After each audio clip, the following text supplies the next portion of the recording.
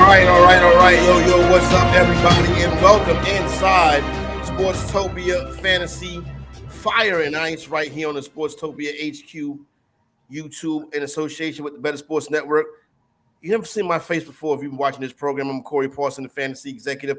And for the first time today, get to meet my good buddy Stu Durst, Monotone Football. Coming up on the program today, it is a high holy day in the world of sports. It is week one. Day one of the NFL season. We get the big matchup tonight between the Kansas City Chiefs and the Detroit Lions. We're going to get into that, break that down. Also going to get you some DFS plays, prop bets, all the good stuff you need for the upcoming weekend. Got some news to get into as well. But my man, Stu Durst, it's good to meet you. Good to be doing this program with you. Good to be on board. And you know what? I can't wait to see what you have to say about this upcoming slate in week one. Yeah, thank you for the introduction, man. I couldn't be more happy to be here. Like you said, it's Christmas morning, baby. We've been waiting all year for this. I was kind of hoping to come on here, clean shaven, good haircut. Got a little bit under the weather, but pure willpower is kind of pushing us through right here. I mean, who couldn't be hyped for this? Lions, Chiefs, that's like the best possible start we could get right here. So super pumped to chat football with you today, man. No doubt about it. Now, first thing we got to do, we got to take care of some of the business at hand. That's first and foremost. If you are new to the Sportstopia HQ YouTube, you need to hit that subscribe button. We need to get those numbers up. Please support us like that. And then it's a QR code on the screen, right? Now, I am terrible with these QR codes, right? Because I always miss it. I'm always too late or something like that. But you can take your phone, put this on the QR code, and it'll take you to the optimizer that we use over here. And there's a number of different ways you can sign up for that. As a matter of fact, you can give it a 7-day test drive. It will only cost you $1. And you're going to make so much money, you'll be able to turn it over several times. So hit that QR code so we can get to the business as it is. And of course, Stu, Travis Kelce, first-round fantasy draft pick in redrafts, he waits until everybody's finished drafting to hyperextend his knee and send the fantasy football world into a tizzy. But as of right now, it is looking like Kelce is going to be a game-time decision. How are you handling Kelce when it comes to your DFS lineups tonight? Or you saying, okay, Kelce's out, back of my mind, not even worried about it? Or do you think there's a way to take advantage of this situation if he does play? Yeah, I think the way I will take advantage of it is just by playing no Kelce no matter what. I think even if he does get out there, I think it's going to be one of those situations where he's purely working as a decoy, right? You want that presence. You want to lure those safeties up a little bit and create more work for other guys like Marquez Valdez-Scantling, Sky Moore, some of these other wide receivers down the field. I love Travis Kelce. I understand the hype. I understand why you'd want to play Travis Kelce no matter what if he's in there. But from everything we're seeing, I mean, this is just inflammation. This is pain, something he can play through if this was maybe the Super Bowl. But this is week one against the Lions, right? And when you're a team with Super Bowl aspirations, I don't think there's any real pressure right there to force Kelce in an uncomfortable situation where he might be, exposed to re-injury or something like that. So from my side of the table, whether he suits up, whether he doesn't suit up, I don't have much interest. I think if he does go out there, it's going to be in a very limited role, mostly serving as a decoy for his other guys out there. Very good. You know what I'm saying? And I agree with you. That's a good breakdown of the situation right there. Now, there's a whole bunch of things that goes around one person being out. Obviously, if you're watching this, you've played DFS for years. You know what I'm saying? So we want to get into that and break that down. I want to touch on another storyline from this game that is developing. Dominant three technique, defensive player of the year type player, Chris Jones, at a charity event yesterday said, listen, he just wants to get a raise. Can you blame him? You know what I'm saying? He just wants to get a raise. But if the deal is done, there is a contract done that he will play tonight. Now, Jones was dominant last year. And Stu, one thing about a three technique, if they get in the paint, they can wreck a quarterback's day. But if Chris Jones is not there, I think Jared Goff can be in a pretty good spot tonight. How are you? People don't look at the handicap how a defensive injury affects the game or the point spread. But this right here is a big loss for the Chiefs defense. Yeah, and not only the pass rushing, right? You covered that part. We got to remember, he also had his best season in rush defense last year as well. Not only was he dominant getting after the quarterback, he was also really slowing down running backs as well from the interior. So for me, I don't know if he's going to play. It really doesn't look like it right now, all these contract negotiations and holdouts. Even if he does sign, I know you said he's going to play tonight, but how many snaps can we really depend on a guy, right? No preseason, nothing like that, no warm-up. And when we look at the other side of this matchup, that Lions offensive line is really good, right? How do you build a team? It's through the trenches. That's exactly what the Lions have done over these last couple seasons on both the defensive and offensive line. So I do think Jared Goff is going to have plenty of time. And I think because Jones is out, I think we're going to see them a little bit more comfortable with Goff having more time to throw and guys like David Montgomery benefiting from some better holes up the middle. Are you excited about Montgomery on this team last year, as considering the fact of what Jamal Williams did last year? Like, people think that, okay, Montgomery's going to immediately step in to that Jamal Williams role, score touchdowns, and then be in the end zone doing that silly dance like Jamal Williams. Is that how it's going to play out for Montgomery this year? I think it is. The dance too? Maybe not the dance. But right, when you look at every single advanced metric before the season started, David Montgomery and Jamal Williams rank out fairly similarly in terms of broken tackle rate. They're both fairly consistent runners. And I think we're going to ask them to both do the same thing, which is, like you said, once we get in the red zone, we're just going to hand it off to you. And we don't need David Montgomery to score 16 touchdowns like Jamal Williams did. I mean, if you look at some of his futures numbers right now, you can actually bet him to just score 6 touchdowns at -140 or 7 touchdowns at +110. I know that off the top of my head because those are 2 bets I just made recently. So I love this. Like I said before, I love that you have a great offensive line in front of you, a better offensive line than David Montgomery has ever had with those Bears, right? I mean, this is a good opportunity for him. And I understand Gibbs is great. He has a lot of hype. I think when we talk about the lineups tonight, we're going to get into that a little bit more. But I do think David Montgomery is maybe being a little slept on so far this year. That's interesting. Going in about the mid-round, a season-long draft, you know what I'm saying? But I think he is going to be an interesting piece to take a look at tonight. And let's get ready to at least begin to start the process of breaking down some of the things we want to look at and discuss tonight. Obviously, this is the alpha game, the kickoff game of the season. Now, you know what? I'll be honest with you. Let me just, before we get into breaking down the game, I thought, this is just me being the NFL schedule maker. Let's say I was NFL schedule maker. I would have ran it back because the Eagles play in Kansas City this year. I'd have ran Eagles back versus Chiefs night 1, rematch of the Super Bowl, and that's how it starts. When I see the Lions, my first thought was the NFL is selling fantasy football because this is going to be up and down, scoring back and forth. The total in this game, though, 54.5, now down to 53. Is that sharp money attacking that line, or is that people sleeping on, or people saying, okay, let's bring this total down because Travis Kelce's not here? I think it is pretty sharp money, actually. I mean, I know you're thinking a tight end. Does he really have that much of an effect on this market? But when we look at the rest of those weapons, like we mentioned earlier, it's kind of so important how much room Travis Kelce creates for those other guys, right? If you put any of those other wide receiver groupings on any other team, I think people would be very, very disappointed in that group, right? And when you take Travis Kelce out, that's a pretty big deal. So for me, I'm never really a big fan, I don't know about you, of taking overs on, totals like 54. It's really hard for me to get there kind of no matter what. I think that's a tough number to get over. Now take out one of the best players in football. I think this game, we might see a little bit more running than people expect. I know that's not what people maybe want to hear on this kind of broadcast, right? But I think it might start a little slower than people expect. All right, let's get ready to hop on over. I told you already, you can hit that QR code on the screen to take you to the Contrarian Edge Optimizer, all the good tools that they got over there at Sportstopia. So what this optimizer does right here, we can put in the different things, the league, the DFS provider, the slate. We're going to go to showdown slate, times, custom projections. They got a litany of projections from a number of different places. You run the optimizer. And I ran the optimizer pre-show. And you know what? Let's just say, in case, something changed, hit it again. Still got the same lineups coming up. Oh, let me take Travis Kelce out because we don't think Kelce is playing. Let's see Kelce anywhere else. Let's get Kelce out of lineups, generate a lineup again with the optimizer. Like I said, you hit that QR code, you can test drive this baby for $1 for 7 days. Not a bad deal right there.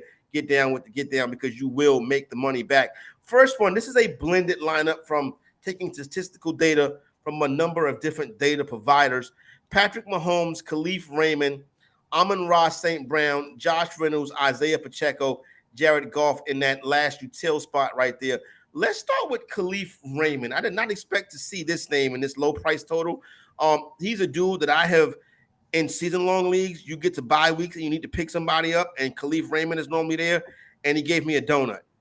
So why is the optimizer throwing him out tonight? We don't want donuts to start night 1, Yeah, no, I mean, it's interesting. You got to have savings, right? When you have this many star No doubt. players, you got to find that savings somewhere. You got to plug the nose, kind of close your eyes for a second, just click on it. I think Raymond pops up for a number of reasons. Obviously, we know this wide receiver group is very thin. Jamison Williams will not be playing for the first 6 weeks. We're bringing back veterans like the ghost of Marvin Jones, who's still around. I think that does open up opportunities for guys like Raymond who can slip in there. Another interesting thing, too, he's one of the only guys in this whole team on a multi-year contract. We've noticed that this Lions team has consistently utilized these 1-year prove-it deals to kind of bolster the other positions on the team. And Raymond is one of the few guys that actually locked in a multi-year deal before the season started. So that, to me, shows some confidence in him. They want him here for the next couple of years, and I think he might sneak up on people in this first week. That's interesting. That nugget about the Lions and their contract situation. I would have never thought to look into that. You know what I'm saying? That's good stuff right there. Now, you did mention as far as Raymond and him trying, as Marvin Jones. It's so funny you mentioned that because I was looking at their depth chart the other day and I was like, Marvin Jones still on this team? Like, I couldn't believe that MJJ Marvin Jones still out there getting it done. But listen, you get an NFL check for this long, you deserve it. So shout out to Marvin Jones.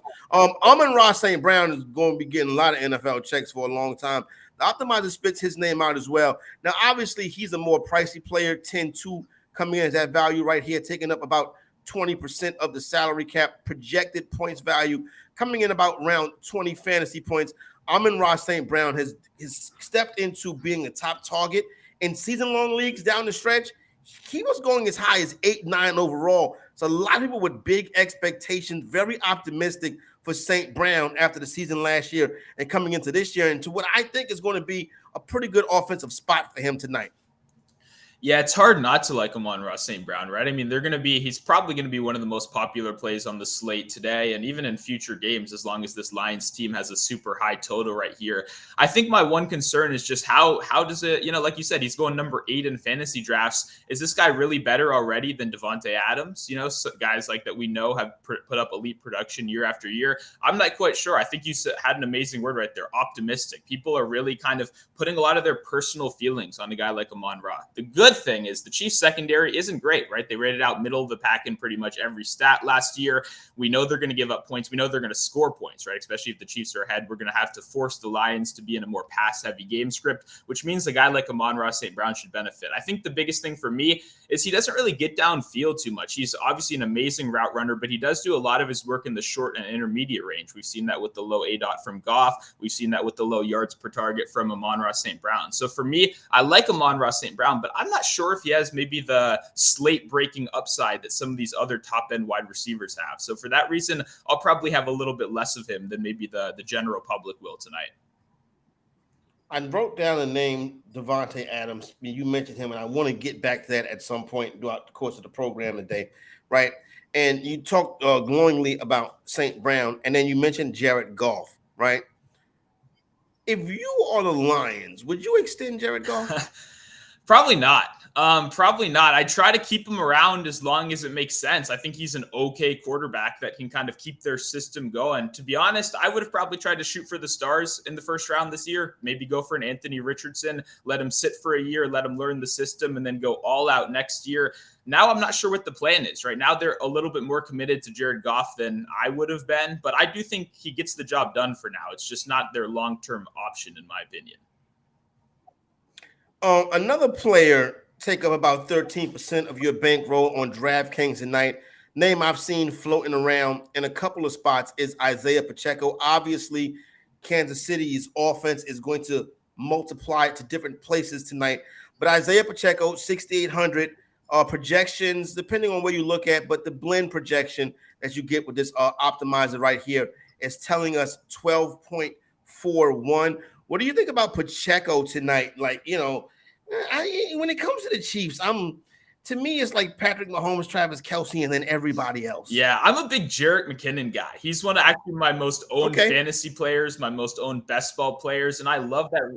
Yeah, I love that Wow. receiving upside he has. You can get him obviously for significantly cheaper than a guy like Pacheco, who mostly gives you that kind of first and second down work, and then they kind of sub him off the field on those third downs, those 2-minute drills. For me, when I look at this Chiefs backfield, I want those most important touches, right? I want those red zone touches and I want those receiving touches. And for me, I think a guy like Jerick McKinnon fits that bill a little bit more. The good news is that obviously when you're a team as good as the Chiefs are, you're going to constantly be ahead. And when you're constantly ahead, you want to slow the game down a little bit more. You want to control pace a little bit more. And that's where a guy like Pacheco can really stand. So if you're confident that, maybe the Chiefs actually take care of business and this 4-point spread is an overreaction and you love the Chiefs today, then you probably should be playing a lot of Pacheco because you think they're going to be controlling the pace. But I think it's a little bit a closer game. I think we see a little bit more throwing. And I think a guy like Jerick McKinnon could be a pretty solid pivot right there.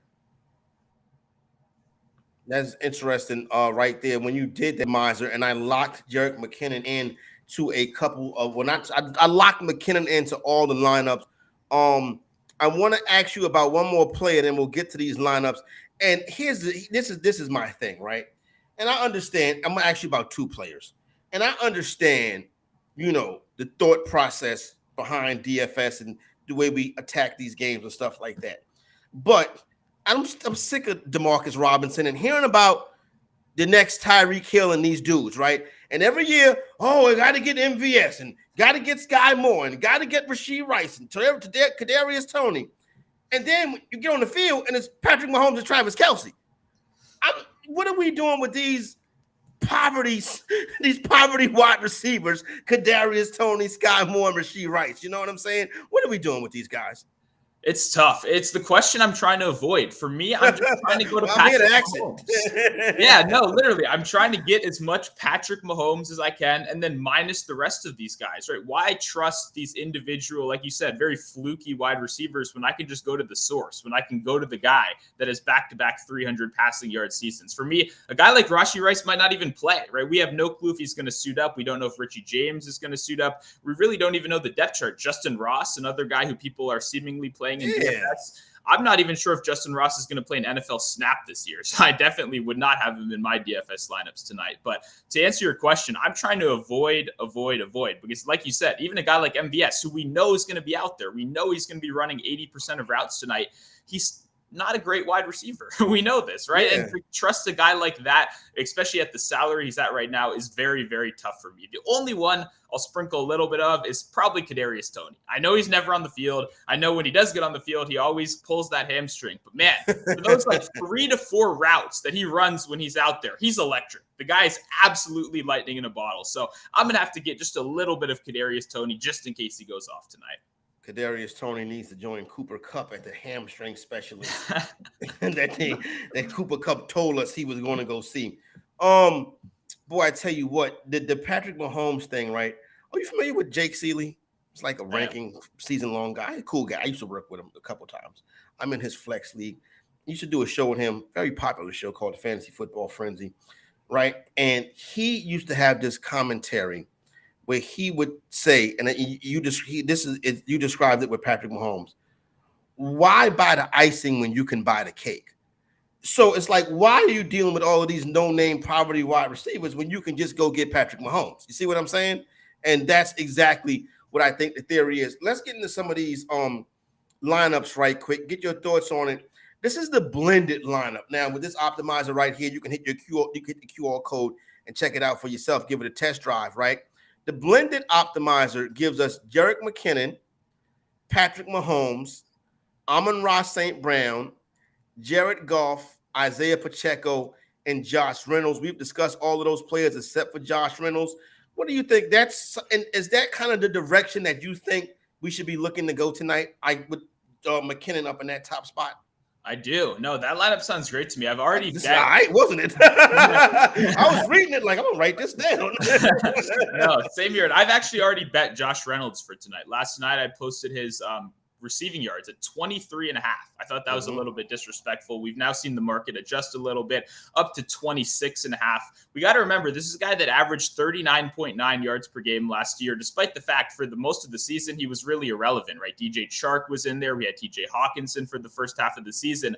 when he finally did get those opportunities to play, right? When he finally did play at least 50 snaps a game, he averaged 59 yards per game. So that's proof. If he had opportunity, he was able to take advantage of it last year. What I like is he's a downfield target, right? 11.8 ADOT. That's in comparison to a guy like Amon-Ra St. Brown, who, like I said earlier, is running a lot of short and intermediate routes. And when he's your best wide receiver, the safeties have to respect that. We're going to see those double teams on a guy like Amon-Ra St. Brown. We're going to see that safety help for a guy like Amon-Ra St. Brown. That leaves one-on-one downfield situations with Josh Reynolds, who you don't need to believe in the talent, right? We just need one catch. To me, it kind of feels like Marquez Valdez-Scantling, but just at a cheaper price on the other side. And especially, like, who's the competition? It's Khalif Raymond.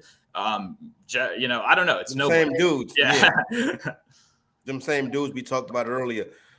Here's a different one right here, but a little bit more of a running back slant to it. McKinnon, Patrick Mahomes, Jared Goff, Montgomery, Gibbs, and Sky Moore.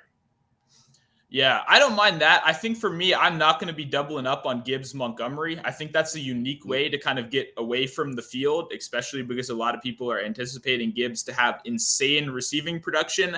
But I'm not so confident in that. Obviously, I like Gibbs. I'm a big fan of what he did at Alabama, a great prospect. You can tell the Lions absolutely love him. But when I hear quotes like, we're going to use Jahmyr Gibbs in very interesting ways, I think people immediately think the receiving game, right? But I don't know if that would surprise anyone, right? I don't know if that would be a surprising way to use him. That's the only way he's ever been used for his whole career. So I'm kind of curious. Maybe that's a little bit of a misdirect right there. Maybe we're going to see a little bit more Gibbs between the tackles than people are expecting, and a little bit less of him out in the slot. So I like a guy like David Montgomery a little bit more, and I probably won't be doubling up with both Montgomery and Gibbs in my lineups. Love it. Good information from right there from my man Stu, Monotone Football, Stu Durst. Hey, Stu, right? So I want to get ready to hop into some props and stuff like that and break this game down from that way, right? You like to, you'd like to do underdog fantasy and stuff like that? Oh, yeah.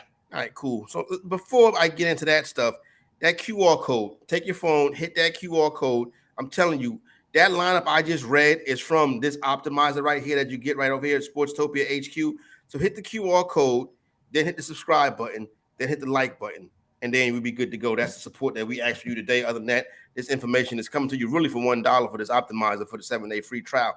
All right, I want to start with something that I put in my underdog. Oh, man, this is a price change on me. Interesting. Okay, I want to start with something I put in my underdog fantasy queue right quick, and I'm glad this didn't change. Patrick Mahomes rushing 17.5. Yeah, that's an interesting number. For me, it opened at like 12, 13, and I think that's kind of like the sweet spot, right? That's the kind of number you absolutely love to see. But the good thing is the Lions are a team that utilizes a lot of man coverage, right? They trust their guys in man coverage. They ran that at the 5th highest rate last season. And what that means is quarterbacks are going to have those good scramble opportunities, right? They're not sitting back in the zone. They're not waiting. They're just fully focused on their assignment out there. And that led to some absolutely insane rushing totals with guys like Jalen Hurts and Justin Fields both going over 90 yards. And then a bunch of comparable guys, right? Lesser athletes, Sam Darnold, Trevor Lawrence, these kind of guys clearing 20 yards easily. So for me, even though the value isn't quite as amazing as it was before, I do think Mahomes is going to have plenty of scramble opportunities, especially if Kelce isn't out there, right? His favorite target isn't there. You're going to have to trust your legs a little bit more. Yeah, and that was my theory behind it too, right there. You know what I'm saying? I figured without Kelce there, it ain't gonna be Rashee Rice and them stiffs. You know what I'm saying? It'll be Patrick Mahomes trying to get it done on the ground. I see my man Mo Diesel has a question in the chat. Now we will answer every question that comes up in the chat, but you have to hit that like button. That's how you pay for the question. You hit the like button, and then we're good to go. So Mo Diesel, I take your word that you've hit the like button. So I will ask you this, Stu, start 2.5 point PPR. Osborne. Oh, but I'd say, why are you doing? I'm about to say, wait a minute. But now I see he said I lost Cup. I'm about to say, what in the hell are you starting KJ Osborne for tonight? But okay, now I see why now. So Osborne, Juju, Warren, my guess that'd be Jalen Warren, MVS, and Devin Achane, the Miami Dolphin running back. So Osborne, KJ Osborne in Minnesota. The Vikings are home versus Tampa. Juju home versus the Eagles.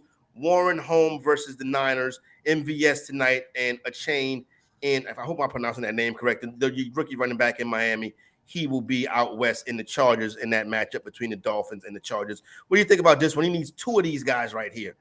Yeah, that's like I said. I'm looking at this team like you just drafted. Yeah, that's a tough spot to be in week one. For me, I think you probably do, unfortunately, have to go MVS right there, just with the upside. We kind of did say some negative stuff about him earlier, but it's kind of clear, right, with the situation you're in. A guy like Warren, I like for the second half of the season, but we got to remember all this hype in the offseason. That doesn't mean he's just stolen Najee Harris's job, right? It's clearly a 1A, 1B committee right now. So while I love that you have Warren on your team, I think it's a little bit too early, unfortunately, to plug him in the starting lineup. So for me, it's probably got to be MVS and Juju right there. I know Juju isn't the safest target in the world, but he's someone that's going to provide you a reliable floor, probably get you 4 or 5 catches, 40 yards, and you got to hope you get a touchdown in there somewhere, especially if they're going to be trailing the whole game. They're playing the Eagles.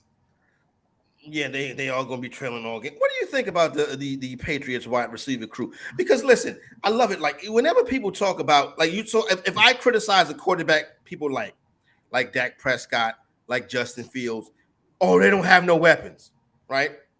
Then people criticize Mac Jones. They never say that Mac Jones don't have no weapons.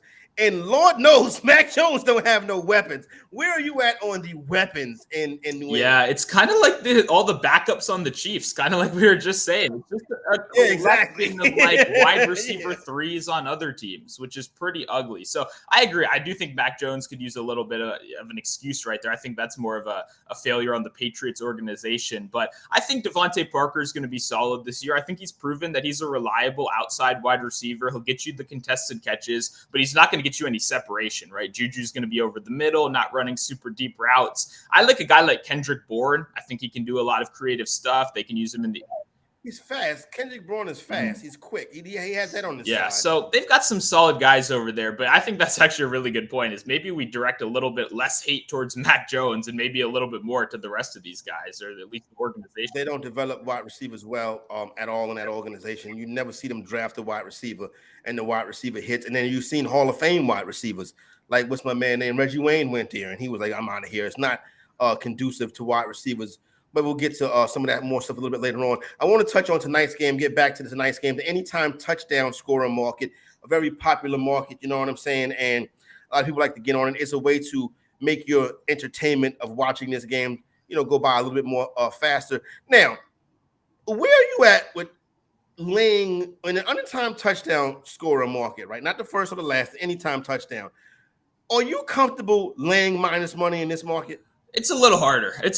I think you have to be like really confident. You know what I mean? I think that's one of those situations where a lot of the times, especially week one, right? These anytime touchdown markets have been up for way longer than your average week, right? In a normal week, they'll pop up on Thursday and they'll have time to adjust over the course of 1 or 2 days. The problem with week one is they've had about 3 months to adjust to these numbers, right? So it's not like we're finding any hidden gems right there, So for me, I don't love to go in the minus category. If I'll get something, a wide receiver one at like minus 105, a Devontae Adams, like we talked about earlier, at just around that even money, then I feel much more comfortable. But for some of these guys that we see the sports books put at even money now, you have to be really, really good for me to trust you there. Yeah, Isaiah Pacheco is minus 105. So, yeah, that's a no for me, right?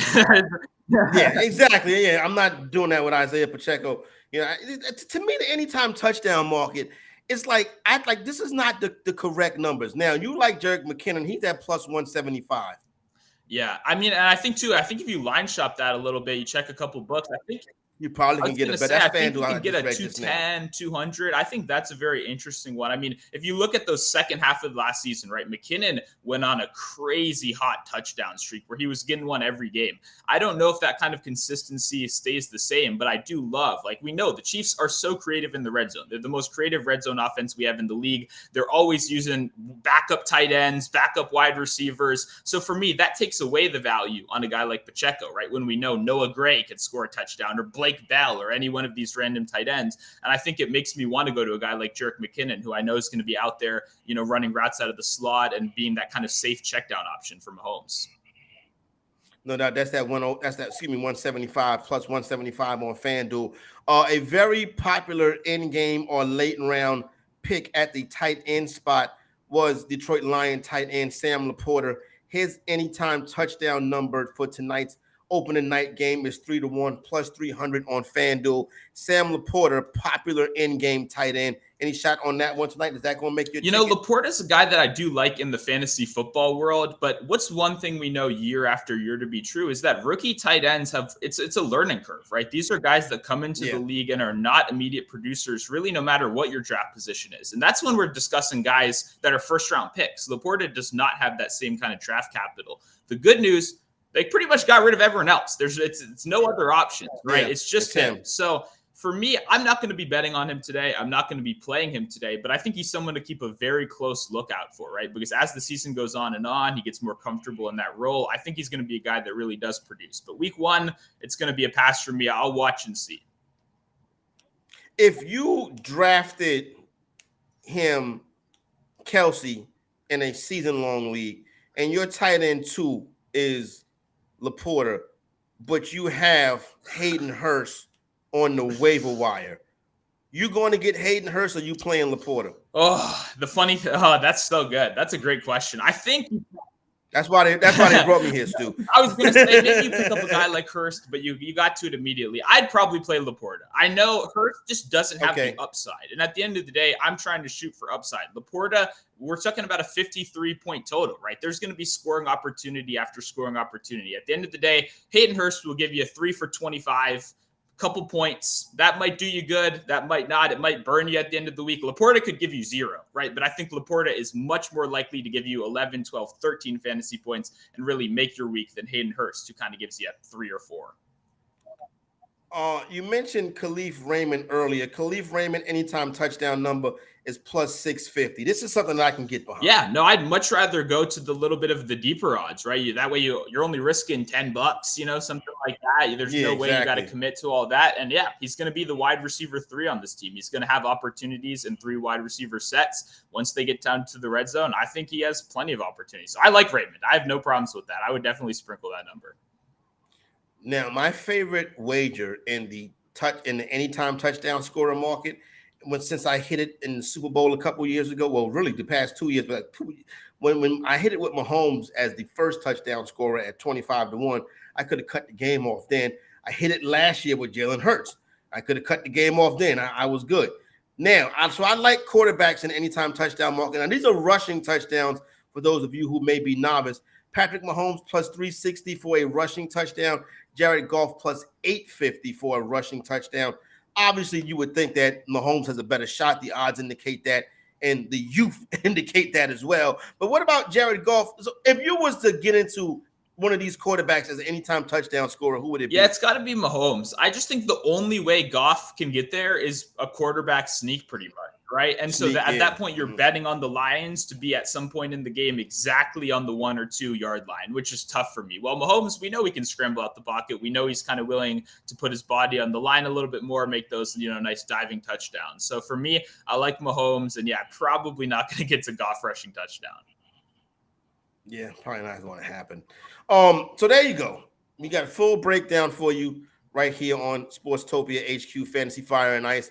You see that scroll on the bottom of the screen? That's how you follow on Twitter, Sportstopia HQ, and obviously like, subscribe, and then hit the like button on these streams on the YouTube channel. And don't forget that you got to hit that QR code and get that good old optimizer. That'll really help you be profitable player in daily fantasy sports. I want to turn the page, Stu, to some of these weekend games. And I think there's some very interesting ones. Do you play Survivor by any chance? I do play Survivor. I love Survivor. All right, good. So we can discuss that a little bit too.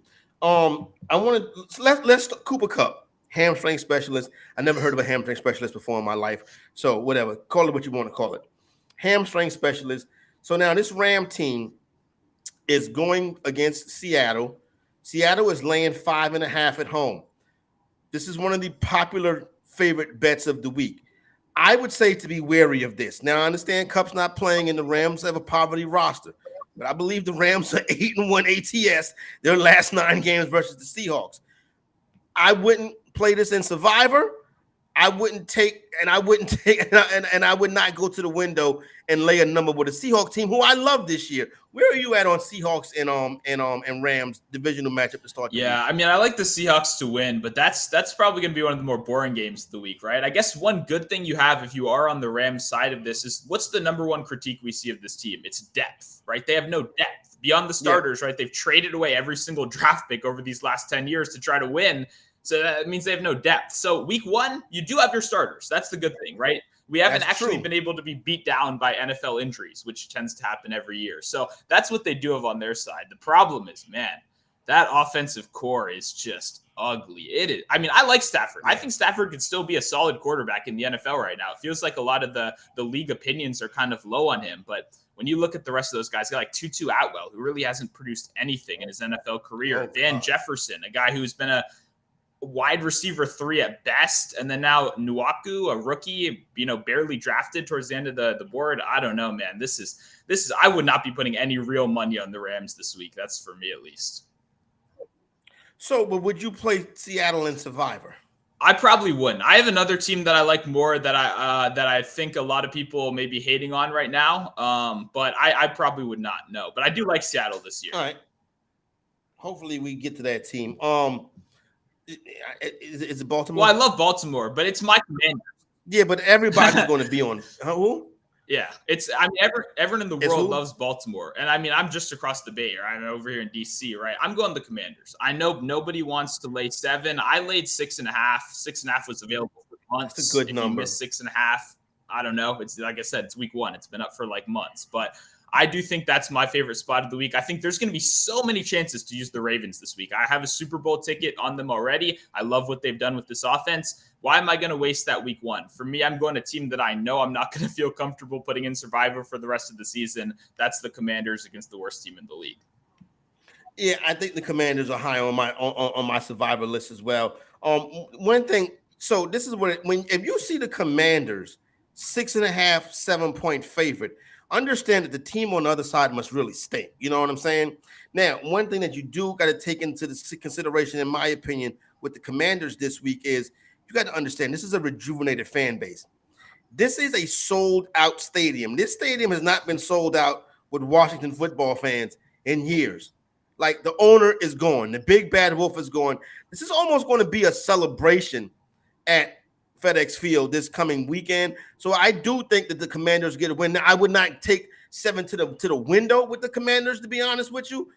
I'm a Dallas Cowboy fan, but I do think that that's a good selection for Survivor. Now, as far as that game and looking at where the production is going to come from with the Arizona Cardinals, and I feel like it's got to be Marquise Brown, right? The game script should dictate to a good game for Marquise Brown, correct? I'm glad you brought that up, actually, because for me, there's another name. There's another sleeper that I'm going to be going real heavy on in that team, and that's Rondale Moore. That's who I'm going to be going with. Rondale. And there's a very specific reason. I'm a big Commanders fan, and in fact, I'm a big fan of a corner named Benjamin St-Juste, right? I think he's a very good corner. I think he has a lot of potential. The problem is the way the Commanders' new defensive scheme is sorting things out, Benjamin St-Juste, who's an above-average size, is going to be playing in the slot, and that's their plan for this year, right? Due to their draft picks, he's going to be their slot guy, right?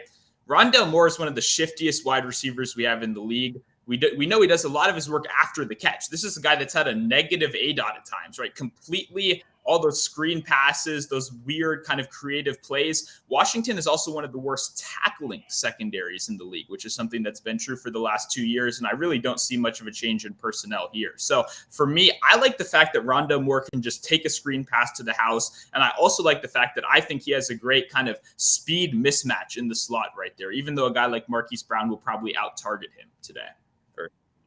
That's a good call right there, with Rondale Moore. Before we get up out of here, I want to touch on one of the more high-profile matchups for fantasy purposes, and that's Miami Dolphins, Los Angeles Chargers game out there in Los Angeles, 4:25 p.m. Eastern time start on Sunday. Total on this one sitting at 50.5, so we should have some fantasy fireworks. A lot of dudes be liking this, Mike Williams, Quentin Johnson, the rookie wide receiver, obviously Austin Eckler and Keenan Allen, and on the other side, you got who I think is the most dangerous man in fantasy football or in football, period. It's Tyreek Hill. As a matter of fact, you saw where the odds makers say he's like the only non-quarterback that can move a line. It's Tyreek Hill. That's how dangerous a player he is. But obviously, you got Jalen Waddle out there and some young pieces as well. Tua, first start, Justin Herbert, Kellen Moore. When you come to handicapping this game and looking at this game from a DFS standpoint, I will start by saying this. Take a Charger Jaguar money line parlay feels right to me. Where are you at on this game? I like the Chargers a lot. I like the offense. Like you said, I think this is going to be fireworks. And if you're a DFS player, you know you got to get a piece of this game, right? Because there's so much potential for absolute fireworks that you can't miss out on this game. You might get burned. So for me, a guy like Tyreek Hill, who you mentioned, obviously instantly pops off the page. He's someone that Underdog posted at 6.5 receptions. I think that's a pretty disrespectful line. Tyreek Hill was 8.5 receptions by the end of last season. Sportsbooks don't have that lineup yet. I think they're a little bit scared to post it and get it hammered right there. But if you can get Tyreek Hill at 6.5 receptions right now, I would definitely love that. I think it's, you look at a guy like Tyreek Hill, how does he get better when he moves away from, Patrick Mahomes? How is that even possible? It's really simple. McDaniel is a great play caller, and he has designed this offense around Tyreek Hill. He's designed this offense around speed, and I think that we're going to see it in week 1. And Chargers, I mean, they're a good offensive team. I'm a big fan of their offense. They're not the strongest defensive team in the world. I think there'll be plenty of points in this one. What about my man, Big Mike Williams? Mike Williams is tough for me because he's just inconsistent on a week-to-week basis. So for betting purposes, I normally go to a guy like Keenan Allen, who we know is kind of reliable for those 6 receptions. But for DFS, if you want to win a week, right? If you want that jump ball down the field, you want Mike Williams one-on-one in the end zone, we know he can give you a 2-touchdown, 100-yard game. He does it all the time. So I like both these wide receivers. 32-bit. In the chat says, explain the Cowboys fan wearing a Yankee hat. Very funny. I was a Cowboy fan first. My dad, Cowboy fan, that was passed along. Now, my son is actually a Commander fan, which my son is the contrarian. You know what I'm saying? So he was out there at training camp this year, and he got an autograph from Emmanuel Forbes. So he was pretty pumped up about that, left hand up. So yeah, and then as far as the Yankees, like I grew up in the shadow of Yankee Stadium. I can walk to Yankee Stadium. But my basketball team is not the Lakers. I don't root for Duke. I don't root for North Carolina. You know what I'm saying? Like I know where you're going with that one, 32-bit. You know what I'm saying? But appreciate the comment. Hit that like button. You know what I'm saying? Let's get it rocking over here. One more I want to touch on. I have been a guy that has been very let's talk about Nick Bosa signing with San Francisco. San Francisco opens up this week on the road, like they opened up on the road last year, versus the Pittsburgh Steelers team, who I believe has won 4 straight openers. This game was like 3.5 at one point. Then it was 3. Then it was 2.5. I saw 1 this week. Stu, I think by the time this game goes off on Sunday morning, I think the Steelers are going to be the favorite. That's crazy. I think the Bosa news might stop that in its tracks a little bit. I think people were a little bit worried about that. Now we know he's back. The only concern is how many snaps does a guy like that play? I think we hope it's a lot if you're on the Niners side. For me, this is a tough game. Obviously, we know Tomlin. Like I think you gotta take into. I think a lot of analytics guys throw away stuff like this, and I think it's bad. Tomlin has his team ready to go every year. That isn't like some narrative. That's a fact. That's part of him being an amazing coach and getting his guys ready to go. We know not every coach really has their guys in A form in week 1, right? So I do think that's something to take into account.